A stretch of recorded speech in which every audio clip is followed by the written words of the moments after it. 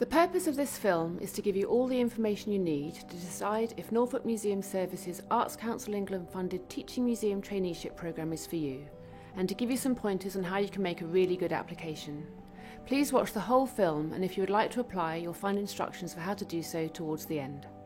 Please watch the film carefully from start to finish and take on board what we say about the scheme and how to apply. We also hope to dismiss any preconceptions you may have about the kind of person who can get a job in the museum, gallery and heritage sector. We hope that you'll find this film and your own research can give you what you need to make a strong application. There's also an earlier film we made about this programme available to watch online. I recommend that you watch that too, as it gives a very good flavour of the trainee experience. Starting a career in museums and heritage can be very challenging. Traditionally, applicants to museum jobs have needed degrees and in some cases postgraduate qualifications, along with experience gained through unpaid internships or volunteering. For many people, this has been a real barrier, even though they might have valuable skills and experience from other areas of work or study that they could use as a museum professional. We've had a trainee here for 3 or 4 years now, and I think people often think that they have to have a museum background. That really isn't the case, actually. Before I started the traineeship, I ended up going to university. I sold wine. We were wine merchants. I was running a restaurant and a bar. I actually worked in a warehouse, so didn't have any experience. All through my first degree, I was planning to go and get some voluntary experience, but because I had to work full time, I didn't have the time. The traineeship put a lot of value on other experience that I had because I've got 20 years of customer service experience. The main thing that I've brought from other roles is 100% customer service. It's talking to people, it's figuring out how you can help somebody the best. To see the traineeship and see that I actually had the chance to apply for it, it just seemed to be like exactly for me, exactly what I was looking for. Trainees come with their own set of skills and experiences. My role as a supervisor is really looking out for those opportunities to develop the skills that trainees already have and build on skills that perhaps they don't bring to the traineeship. So the trainees that we have get involved in every single aspect of the museum, so we really make sure it's a very, very hands-on experience. I did sort of think it was going to be making tea and photocopying, so I was happy to find that when I got here I was actually just straight away into work. It could be anything from going to Gresson Hall, working in their huge storage house where you're cleaning old printing machines. Literally 3 days into it, I was handed some text panels to write that was going into an exhibition just open a couple of months after that. Working with collections, working with photography skills, working on design and technical stuff, so it's just a really good way of doing so and learning as much as you can in a short amount of time to get yourself ready to work in museums. Obviously what we really want to do is make sure at the end of that traineeship that trainees get a job. It's all about employability, so finding people a job and supporting them through that process is also really important.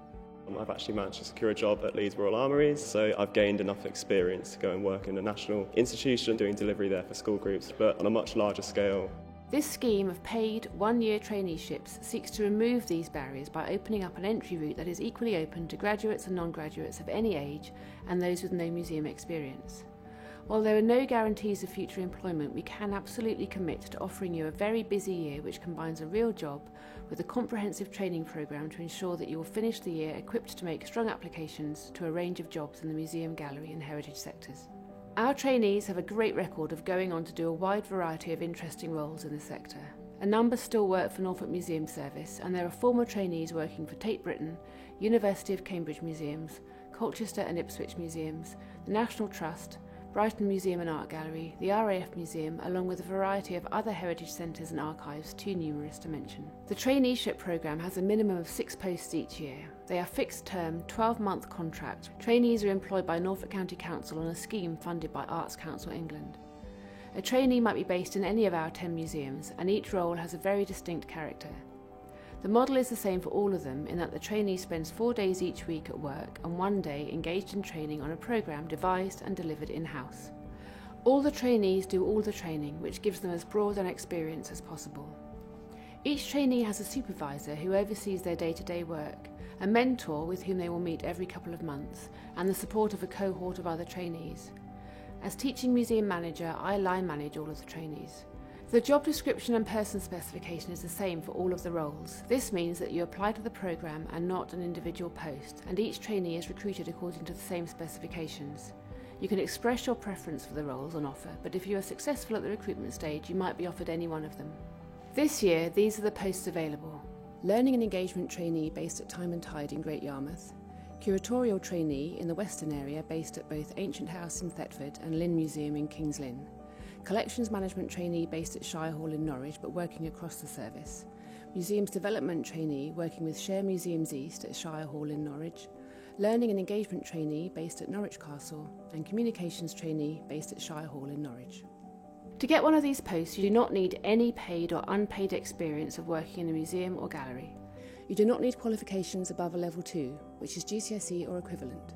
And there is no maximum age limit for trainees. We've had trainees from their 20s to their 50s. There are a number of essential criteria, but the main ones you must have are experience and understanding of working in a customer-facing role. We will expect to see good evidence of this experience and that you understand why this is important and relevant in museum jobs. Evidence of an enthusiasm for museums, what they are for, why they are important and what they mean to you. And evidence of a commitment to ongoing learning or something for which we found no better description than self-improvement.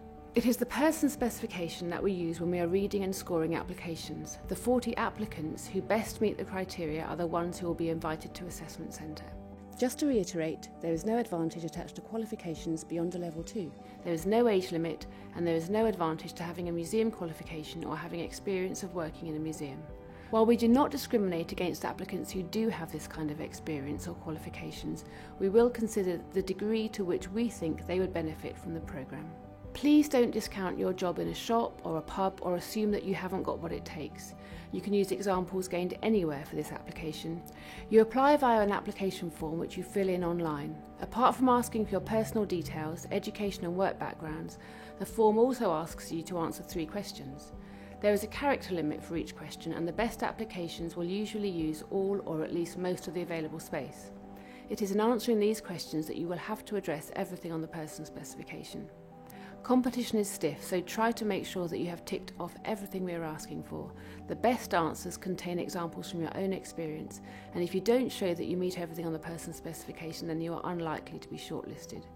Do get someone else to read your application to ensure that you're expressing what you want to say in terms that are clear and understandable, and run it through a spell checker so that you don't submit an application which contains mistakes. The deadline for applications will be clearly indicated on the recruitment pack, and that date is non-negotiable. Once we have shortlisted, we will notify the 40 highest scoring candidates and invite them to an assessment centre. This will take place at Norwich Castle in February. The posts all start on the same day in April. Again, this is not negotiable.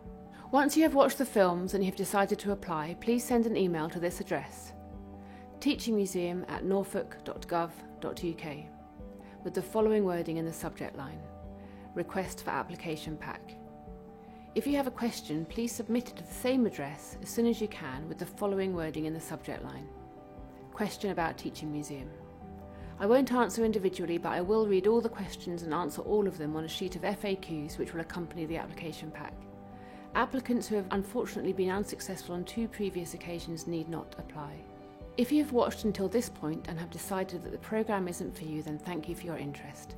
If, on the other hand, you are encouraged to apply, I urge you to keep in mind all the advice I've included here about making a good application, and I look forward to reading it.